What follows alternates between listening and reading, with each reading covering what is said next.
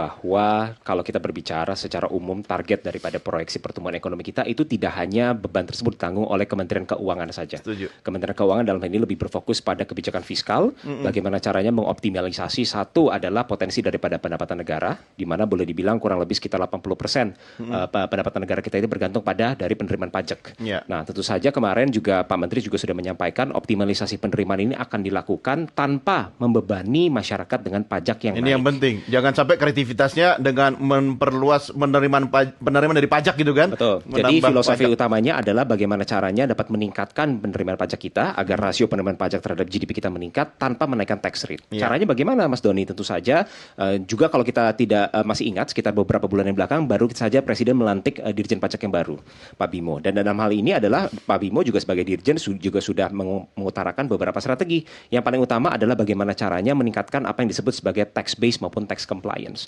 Artinya adalah WP-WP wajib pajak yang selama ini mungkin masih belum mematuhi kewajibannya itu akan ditertibkan agar membayar pajak sesuai dengan ketentuan undang-undang yang berlaku, bukan dengan menerapkan tax rate yang lebih tinggi. Kedua adalah bagaimana caranya mendisiplinkan belanja daripada pemerintah. Di satu sisi belanja pemerintah memang harus sedikit dipercepat, itu kita menyadari juga agar penyerapan di dalam ekonomi ini lebih cepat bertumbuh, tetapi di sisi lain perlu juga kita memanage belanja ini dengan lebih prudent, juga dengan lebih bertanggung jawab dan lebih akuntabel.